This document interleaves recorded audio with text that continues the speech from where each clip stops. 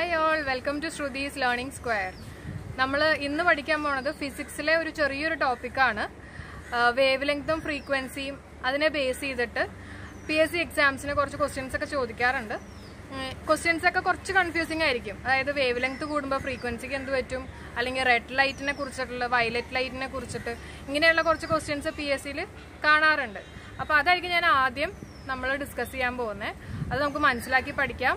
പിന്നെ രണ്ടാമത്തെ പോർഷൻ എന്ന് പറഞ്ഞു കഴിഞ്ഞാൽ ഞാൻ ഇലക്ട്രോ മാഗ്നറ്റിക് സ്പെക്ട്രത്തിൽ കുറച്ച് ക്വസ്റ്റ്യൻസ് ചോദിക്കാറുള്ള PSC എക്സാമിന് ചോദിക്കാറുള്ള കുറച്ച് ക്വസ്റ്റ്യൻസ് കോഡ് വെച്ചിട്ട് നിങ്ങൾക്ക് പറഞ്ഞു തരും. അപ്പോൾ അത് നിങ്ങളൊന്ന് കണ്ടു നോക്കുക. അപ്പോൾ നമുക്ക് ക്ലാസ്സിലേക്ക് കടക്കാം. നമ്മൾ ഇന്ന് പഠിക്കാൻ പോകുന്നത് വേവ് ലെങ്ത് ആണ്. ആദ്യം പഠിക്കാൻ പോകുന്നത് വേവ് ലെങ്ത് ആണ് കേട്ടോ. അപ്പൊ വേവ് ലെങ്ത്തിന്റെ മലയാളം വേർഡ് എന്ന് പറഞ്ഞു കഴിഞ്ഞാൽ തരംഗ ദൈർഘ്യം എന്നുള്ളതാണ് വേവ് ലെങ്ത്തിന്റെ മലയാളം വേർഡ്. ഇനി എന്താണ് വേവ് ലെങ്ത് എന്നുള്ളത് ഞാൻ നിങ്ങൾക്ക് പറഞ്ഞുതരാം. വേവ് ലെങ്ത് പഠിക്കുമ്പോൾ അറിഞ്ഞിരിക്കേണ്ട രണ്ട് ടേംസ് ഉണ്ട്. ഒന്ന് ക്രസ്റ്റ്, ഒന്ന് ട്രഫ്. ക്രസ്റ്റ് എന്ന് പറഞ്ഞാൽ ഇതാണ് ഒരു വേവ് കേട്ടോ. ഇതാണ് ഒരു വേവ് ഞാൻ റെപ്രസെന്റ് ചെയ്തിരിക്കുന്നത്. ഈ വേവിനകത്തുള്ള ക്രസ്റ്റ് എന്ന് പറയുകയാണെങ്കിൽ ഈ ഒരു ഭാഗം, അതായത് ഇതിലത്തെ ഏറ്റവും ഈ ഒരു പോയിന്റ് ആണ് നമ്മുടെ ക്രസ്റ്റ് ആയിട്ട് നമ്മൾ ഡിനോട്ട് ചെയ്യുന്നത്. അതേസമയം ട്രഫ് ആണെങ്കിൽ ഈ താഴത്തെ ഭാഗം, അതിനകത്തുള്ള ഈ ഒരു പോയിന്റ് ആണ് ഞാൻ ട്രഫ് ആയിട്ട് ഡിനോട്ട് ചെയ്യുന്നത്. അപ്പോ വേവ് ലെങ്തിനെ കുറിച്ച് പറയുമ്പോൾ നമ്മൾ രണ്ട് കാര്യങ്ങൾ അറിഞ്ഞിരിക്കണം. ഒന്ന് ക്രസ്റ്റ്, ഒന്ന് ട്രഫ്. അപ്പൊ ക്രസ്റ്റ് എന്ന് പറഞ്ഞാൽ മുകളിലത്തെ ഭാഗം, ട്രഫ് എന്ന് പറഞ്ഞു കഴിഞ്ഞാൽ താഴത്തെ ഭാഗം. ക്ലിയർ ആണല്ലോ? ഈ രണ്ട് ഭാഗത്തിലത്തെയും ഏറ്റവും ടോപ്പ് മോസ്റ്റ് പോയിന്റിനെയാണ് നമ്മൾ ക്രസ്റ്റും ട്രഫ് എന്നും പറയുന്നത്. തിരിഞ്ഞു പോരുത്. ക്രസ്റ്റ് എന്ന് പറഞ്ഞാൽ മുകളിലത്തെ, ട്രഫ് എന്ന് പറഞ്ഞാൽ താഴത്തെ. ഇനി വേവ് ലെങ്ത് എന്ന് പറഞ്ഞു കഴിഞ്ഞാൽ രണ്ട് തൊട്ടടുത്തുള്ള രണ്ട് ട്രഫ് അല്ലെങ്കിൽ രണ്ട് ക്രസ്റ്റ് തമ്മിലുള്ള ദൂരം. ഇപ്പൊ ഞാൻ പറഞ്ഞുതരാം. അപ്പൊ ഈ ഒരു പോയിന്റ് കണ്ടോ, ഇതാണ് നമ്മുടെ ഫസ്റ്റ് ക്രസ്റ്റ്. ഞാൻ സീന്ന് കൊടുക്കുകയാണ് കേട്ടോ. ഇതാണ് നമ്മുടെ ഫസ്റ്റ് ക്രസ്റ്റ്. ഇതാണ് നമ്മുടെ അടുത്ത ക്രസ്റ്റ് കണ്ടോ, ഈ പൊങ്ങിയിരിക്കുന്ന ഭാഗം, അതിലത്തെ ഏറ്റവും ടോപ്പ് മോസ്റ്റ് പോയിന്റിനെയാണ് ഞാൻ സീന്ന് കൊടുത്തിരിക്കുന്നത്. അപ്പൊ ഈ രണ്ട് ക്രസ്റ്റുകൾ തമ്മിലുള്ള ദൂരം, ഇതിനെയാണ് ഞാൻ വേവ് ലെങ്ത് അല്ലെങ്കിൽ തരംഗ ദൈർഘ്യം എന്ന് പറയുന്നത്. അതേപോലെ തന്നെ ഈ താഴത്തെ രണ്ട് പോയിന്റ് ഉണ്ടല്ലോ, ഇതാണല്ലോ നമ്മുടെ ട്രഫ് എന്ന് പറയുന്നത്. അതിന്റെ ഏറ്റവും ടോപ്പ് മോസ്റ്റ് പോയിന്റുകൾ തമ്മിലുള്ള ദൂരത്തിനെ നമ്മൾ വേവ് ലെങ്ത് എന്ന് തന്നെ പറയും. അപ്പൊ വേവ് ലെങ്ത് എന്ന് പറഞ്ഞു കഴിഞ്ഞാൽ എന്താ അതിന്റെ അർത്ഥം? രണ്ട് ക്രസ്റ്റ് അല്ലെങ്കിൽ രണ്ട് ട്രഫ്, അതിനിടയിലുള്ള ദൂരം അല്ലെങ്കിൽ ഡിസ്റ്റൻസിനെയാണ് നമ്മൾ പറയുന്നത് വേവ് ലെങ്ത് എന്ന് പറയുന്നത്. അത്രയും ക്ലിയർ ആയല്ലോ? അപ്പൊ വേവ് ലെങ്ത് നമ്മൾ പഠിച്ചു, എന്താണ് ക്രസ്റ്റ് എന്നുള്ളത് പഠിച്ചു, എന്താണ് ട്രഫ് എന്നുള്ളത് പഠിച്ചു. അടുത്തത് നമ്മൾ പഠിക്കാൻ പോണ ടേം എന്ന് പറഞ്ഞു കഴിഞ്ഞാൽ ഫ്രീക്വൻസി ആണ്. ഫ്രീക്വൻസി എന്ന് പറഞ്ഞു കഴിഞ്ഞാൽ നമുക്കറിയാം, ഇംഗ്ലീഷ് മീനിങ് അറിയാം. ഫ്രീക്വന്റ് എന്ന് പറഞ്ഞാൽ എത്ര പ്രാവശ്യം, എത്ര തവണ.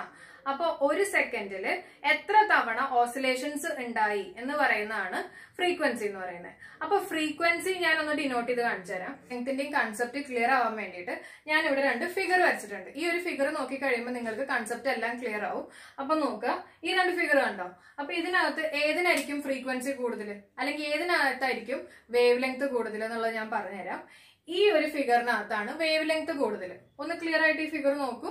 ഈ ഫിഗർ കണ്ടു കഴിഞ്ഞാൽ അറിയാം, ഒരു സെക്കൻഡില് ഞാനിവിടെ 1s എന്ന് എഴുതി, അതായത് ഒരു സെക്കൻഡില് വേവ്, ഇവിടെ എത്ര വേവ് ഉണ്ട്? ഒരൊറ്റ വേവ് ആണുള്ളത് കണ്ടോ. ഒരു ക്രസ്റ്റും ഒരു ട്രഫും ഉള്ളതിനെയാണ് നമ്മൾ ഒരു വേവ് എന്ന് പറയുന്നത്. അപ്പൊ ഇതിനകത്ത് ഒരൊറ്റ വേവ് ആണ് ഉള്ളത്. അതേസമയം ഈ ഒരു ഫിഗർ നോക്കിയേ, ഇതിനകത്ത് ഒരു സെക്കൻഡില് ഇത് കണ്ടോ, ഇത് ഒരു വേവ്, ഇതൊരു വേവ്, അങ്ങനെ കുറെ വേവ്സ് ഉണ്ട്. അപ്പൊ ഒരു സെക്കൻഡിൽ കുറെ വേവ്സ് വന്നിരിക്കുകയാണ്. അപ്പൊ അതാണ് അതിന്റെ അർത്ഥം. എന്താ നമ്മൾ നേരത്തെ പറഞ്ഞു, ഫ്രീക്വൻസി എന്ന് പറഞ്ഞു കഴിഞ്ഞാൽ ഒരു സെക്കൻഡിൽ എത്ര ഓസിലേഷൻസ് അല്ലെങ്കിൽ എത്ര വേവ്സ് ഉണ്ട് എന്ന് പറയുന്നതാണ് നമ്മുടെ ഫ്രീക്വൻസി. അപ്പൊ ഇതിനകത്തായിരിക്കും നമുക്ക് ഫ്രീക്വൻസി കൂടുതൽ തവണ അത് റിപ്പീറ്റ് ചെയ്തിട്ടുണ്ട്. അതുകൊണ്ട് ഫ്രീക്വൻസി കൂടുതൽ എവിടെയായിരിക്കും? ഇവിടെ ആയിരിക്കും. അതേസമയം ഒരു സെക്കൻഡില്, ഇപ്പൊ ഇതാണ് എന്റെ ഒരു സെക്കൻഡ് എന്ന് വിചാരിക്കുക കേട്ടോ. ഇത്രയും ഈ ഒരു സെക്കൻഡില് ആകെ കൂടെ ഇത്രയാണ് വന്നിരിക്കുന്നത്. അതായത് ഇവിടെ ഒരൊറ്റ വേവേ വന്നിട്ടുള്ളൂ. ദാറ്റ് മീൻസ് ഇവിടെ ഫ്രീക്വൻസി കുറവാണ്, അല്ലെങ്കിൽ ഇവിടെ വേവ് ലെങ്ത് കൂടുതലാണ്. അപ്പൊ നമ്മൾ അറിഞ്ഞിരിക്കേണ്ട ഒരു കാര്യം എന്ന് വെച്ചിട്ടുണ്ടെങ്കിൽ വേവ് ലെങ്തും ഫ്രീക്വൻസിയും ഇൻവേഴ്സ്ലി പ്രൊപ്പോർഷണൽ ആണ്. ഇൻവേഴ്സ്ലി പ്രൊപ്പോർഷണൽ എന്ന് പറഞ്ഞു കഴിഞ്ഞാൽ ഒരാൾ കൂടുമ്പോൾ മറ്റാള് കുറയും. അപ്പൊ ഏതെങ്കിലും ഒരെണ്ണം നിങ്ങൾ ഓർത്ത് വെച്ചാൽ മതി. നമ്മൾ ഇന്ന് പഠിക്കാൻ പോകുന്നത് വേവ് ലെങ്ത് മാത്രം വെച്ചിട്ടാണ് കേട്ടോ. അപ്പൊ നമുക്കൊരു കൺഫ്യൂഷൻ ഉണ്ടാവില്ല. പിന്നെ നിങ്ങൾക്ക് അതിന്റെ റിലേഷൻ അറിയാൻ വേണ്ടി മാത്രം ഞാനിപ്പോ പറഞ്ഞത് വേവ് ലെങ്തും ഫ്രീക്വൻസിയും ഇൻവേഴ്സ്ലി പ്രൊപ്പോർഷണൽ. വേവ് ലെങ്ത് കൂടുമ്പോൾ ഞാൻ ഇവിടെ എഴുതിയിട്ടുണ്ട് വേവ് ലെങ്തും ഫ്രീക്വൻസിയും. വേവ് ലെങ്ത് കൂടുമ്പോൾ ഫ്രീക്വൻസി കുറയും, കാരണം ഒരെണ്ണം മുകളിലും ഒരെണ്ണം താഴെയാ. ഏത് കേസാണെങ്കിലും ഒരെണ്ണം മുകളിലും ഒരെണ്ണം താഴെയാണെങ്കിൽ നമ്മൾ എപ്പോഴും മനസ്സിലാക്കുക, ഒരാൾ കൂടുമ്പോൾ മറ്റാള് കുറയും. അല്ലെങ്കിൽ ഇയാൾക്ക് നടക്കണതിന്റെ ജസ്റ്റ് ഓപ്പോസിറ്റ് ആയിരിക്കും താഴെയുള്ള ആൾക്ക് പറ്റുന്നത്. ഇത് കുറയുകയാണെങ്കിൽ ഇത് കൂടും. അതാണ് ഇൻവേഴ്സ്ലി പ്രൊപ്പോർഷണൽ എന്ന് പറഞ്ഞു കഴിഞ്ഞാൽ. അപ്പം ഇവിടുത്തെ കേസിലാണെങ്കിൽ വേവ് ലെങ്തും ഫ്രീക്വൻസിയും ഇൻവേഴ്സ്ലി പ്രൊപ്പോർഷണൽ ആണ്. ഇനി നമ്മൾ പഠിക്കാൻ പോകുന്നത് ഒരു ഇൻട്രസ്റ്റിംഗ് പോർഷൻ ആണ് കേട്ടോ. അപ്പൊ ശ്രദ്ധിച്ച് കേൾക്കുക. ഇവിടെ റെഡിനാണ് ഏറ്റവും കൂടുതൽ വേവ് ലെങ്ത് എന്നുള്ളതാണ് നമ്മൾ ഇന്ന് പഠിക്കുന്നത്. റെഡിനാണ് ഏറ്റവും കൂടുതൽ വേവ് ലെങ്ത്.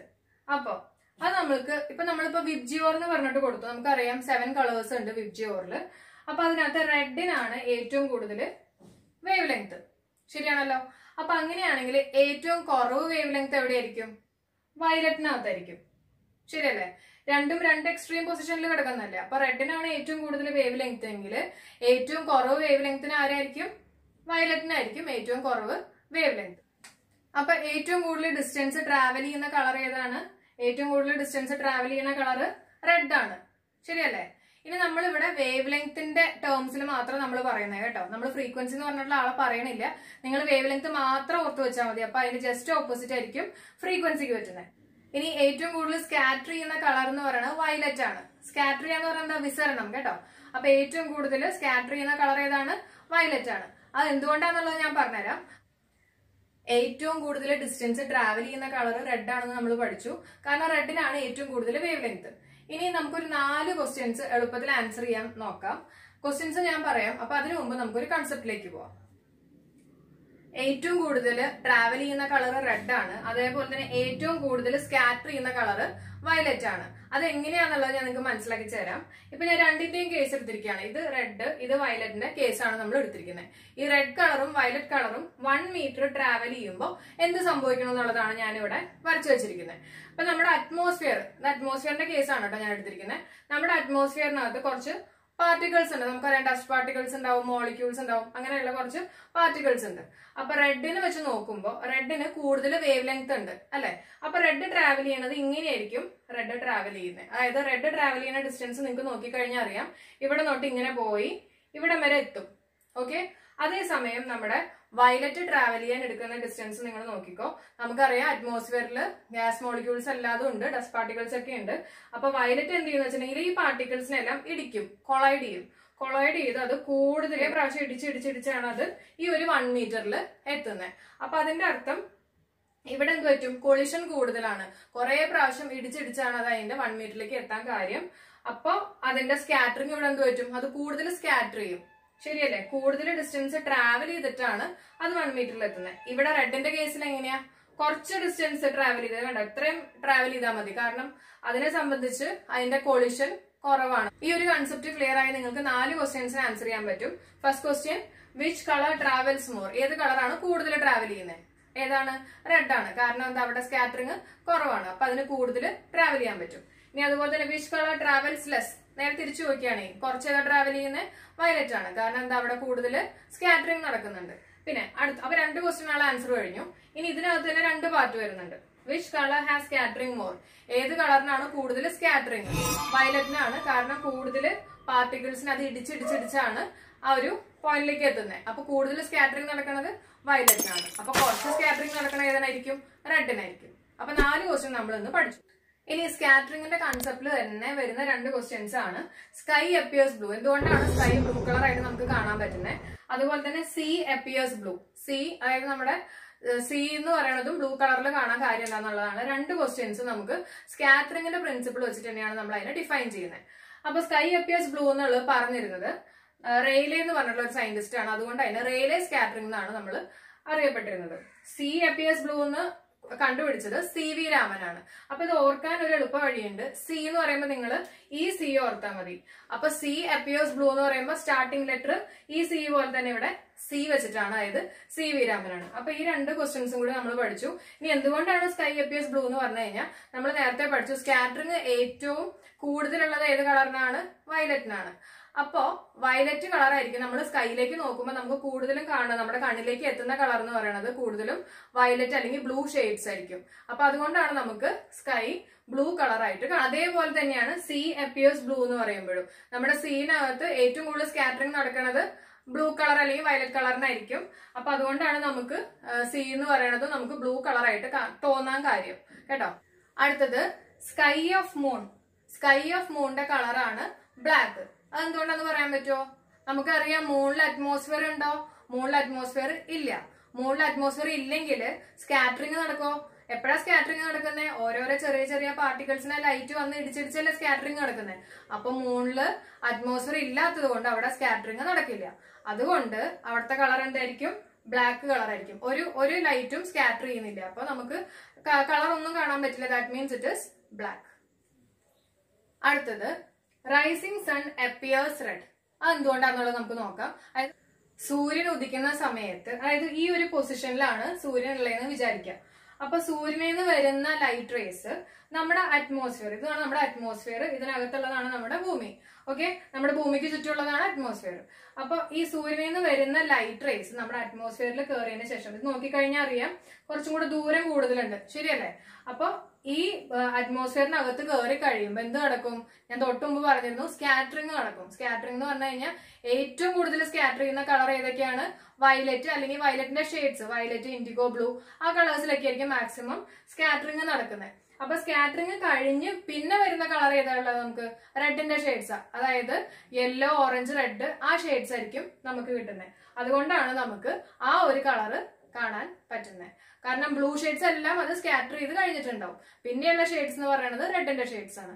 അതുകൊണ്ടാണ് സൺറൈസിന്റെ സമയത്ത് നമുക്ക് സൂര്യൻ റെഡ് കളറായിട്ട് കാണാൻ സാധിക്കും. ഇനി സൺ ഈ ഒരു പൊസിഷനിലാണെന്ന് വിചാരിക്കുക. ഈ ഒരു പൊസിഷൻ, അതായത് ഭൂമിയുടെ കറക്റ്റ് 90 ഡിഗ്രിയിൽ സണ്ണ് വരുന്ന സമയം എന്ന് പറഞ്ഞാൽ ഉച്ചയ്ക്കാണ്.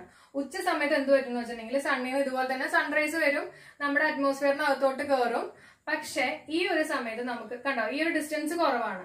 അപ്പൊ അതിന്റെ അർത്ഥം അധികം സ്കാറ്ററിംഗ് നടക്കുന്നില്ല, വളരെ കുറവ് സ്കാറ്ററിംഗ് ആണ് ഈ ഒരു പൊസിഷനിൽ നടക്കുന്നത്.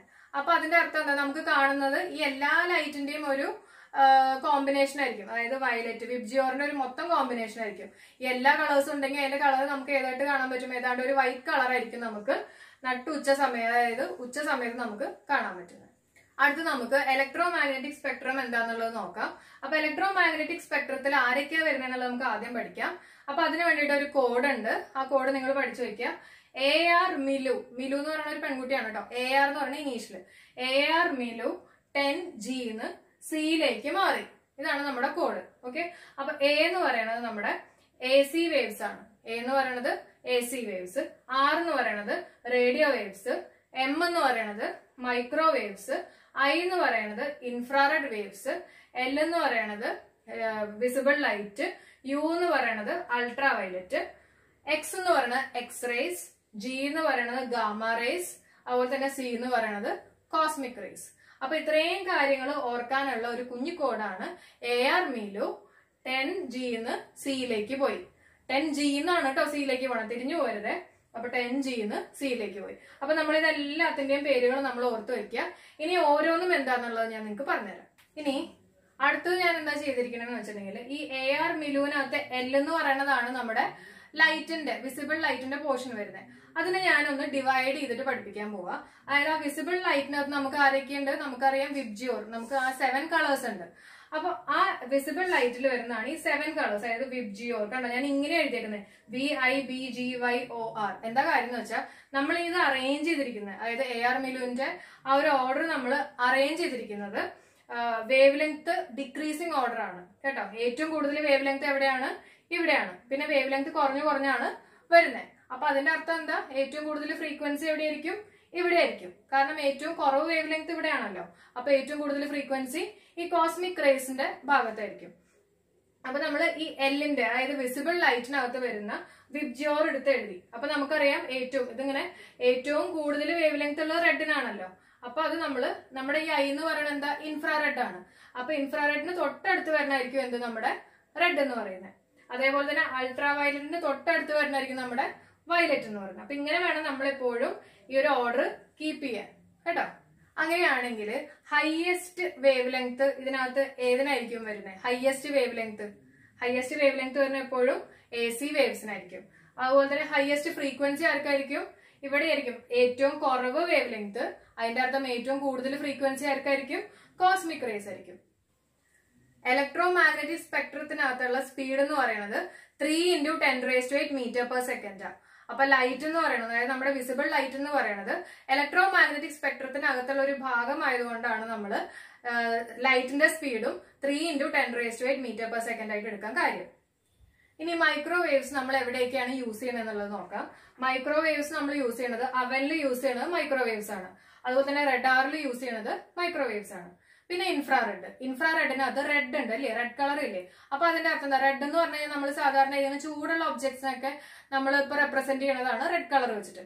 അപ്പൊ ഇൻഫ്രാറെഡിനകത്ത് നമുക്ക് വരുന്നത് മാക്സിമം ഹീറ്റ് റേഡിയേഷൻസ് ആണ്. ചൂട് കാണിക്കാനുള്ള ഒരു കളറാണ് റെഡ് എന്ന് പറഞ്ഞത്. അപ്പൊ ഹീറ്റ് റേഡിയേഷൻസ് മാക്സിമം ഉള്ളത് എവിടെയാണ്? ഇൻഫ്രാറെഡിലാണ്. അപ്പൊ അത് എവിടേക്ക് നമ്മൾ യൂസ് ചെയ്യുന്നത്? അതായത് സണ്ണിന്റെ എനർജി യൂസ് ചെയ്യുന്ന സ്ഥലങ്ങൾ, സോളാർ കുക്കർ അങ്ങനെയുള്ള കേസുകളിലാണ് നമ്മൾ ഇൻഫ്രാറെഡ് യൂസ് ചെയ്യുന്നത്. പിന്നെയുള്ളതാണ് യു വി റേസ് എന്ന് പറഞ്ഞു കഴിഞ്ഞാൽ നമുക്ക് വൈറ്റമിൻ ഡി ഒക്കെ കിട്ടുന്നത് യു വി റേസിൽ നിന്നാണ് കേട്ടോ. വൈറ്റമിൻ ഡി കിട്ടുന്നത് യു വി റേസിൽ നിന്നാണ്. അതേപോലെ തന്നെ സൺബേൺ വരുന്നതും യു വി റേസിൽ നിന്നാണ്. ഇനി അടുത്തത് എക്സ്റേ ആണ്. എക്സ്റേ നമുക്കറിയാം, മെഡിക്കൽ ഫീൽഡിലൊക്കെ നമ്മൾ എക്സ്റേ യൂസ് ചെയ്തിട്ടാണ് ഓരോ കാര്യങ്ങളും കണ്ടുപിടിക്കുന്നത്. അതുപോലെ തന്നെ ഗാമ റേസ് എന്ന് പറഞ്ഞാൽ എന്താ? ഗാമ എവിടെ കിടക്കുന്നത്? ഗാമ എന്ന് പറഞ്ഞാൽ ലാസ്റ്റ് പോർഷനിലേക്ക് എത്താറായില്ലേ. അപ്പൊ അവിടെ ഏറ്റവും കൂടുതലുള്ള ഫ്രീക്വൻസി കൂടുതലായിരിക്കും. ഫ്രീക്വൻസി കൂടാന്ന് പറഞ്ഞാൽ കൂടുതൽ തുളഞ്ഞു കയറുക, അങ്ങനെയുള്ള പെനിട്രേറ്റിംഗ് പ്രോപ്പർട്ടീസ് ഒക്കെ ഫ്രീക്വൻസി കൂടുമ്പോൾ ഉണ്ടാവും. അപ്പൊ ഗാമ റേസ് നമ്മൾ മെയിൻ ആയിട്ട് യൂസ് ചെയ്യുന്നത് ക്യാൻസർ ട്രീറ്റ്മെന്റിനാണ്. അപ്പൊ അവിടെ ഫ്രീക്വൻസി കൂടുതലായതുകൊണ്ട് കുറെ പ്രാവശ്യം വന്ന്, അതായത് ഫ്രീക്വൻസി എന്ന് പറഞ്ഞാൽ കുറെ തവണ റിപ്പീറ്റ് ചെയ്യാന്നല്ലേ. അപ്പൊ എഫക്റ്റഡ് ആയിട്ടുള്ള, അതായത് ക്യാൻസർ പിടിച്ചിട്ടുള്ള എഫക്റ്റഡ് ആയിട്ടുള്ള ഏരിയാസിൽ കുറെ പ്രാവശ്യം അത് വന്നങ്ങ് ഇടിക്കും. അപ്പൊ എന്ത് പറ്റും? അതങ്ങ് കരിഞ്ഞു പോകാനുള്ള ചാൻസ് കൂടുതലുണ്ട്. അപ്പൊ അതുകൊണ്ടാണ് നമ്മൾ ഈ ഗാമ റേസ് നമ്മൾ ക്യാൻസർ ട്രീറ്റ്മെന്റിന് യൂസ് ചെയ്യാൻ കഴിയും. കോസ്മിക് റേസ് എന്ന് പറഞ്ഞു കഴിഞ്ഞാൽ ഔട്ടർ സ്പേസിൽ നിന്ന് വരുന്ന റേസിനെയാണ് നമ്മൾ കോസ്മിക് റേസ് എന്ന് പറയുന്നത്. അപ്പൊ എല്ലാവർക്കും എന്റെ വീഡിയോ ഇഷ്ടമായി എന്ന് വിശ്വസിക്കണു. ഇഷ്ടമായിട്ടുണ്ടെങ്കിൽ എല്ലാവരും ഒന്ന് കമന്റ് ചെയ്യുക, ലൈക്ക് ചെയ്യുക, ഷെയർ ചെയ്യുക, അതുപോലെ തന്നെ സബ്സ്ക്രൈബ് ചെയ്യുക. അപ്പൊ നമുക്ക് അടുത്ത ക്ലാസ്സിൽ കാണാം. അതുവരെ ബൈ.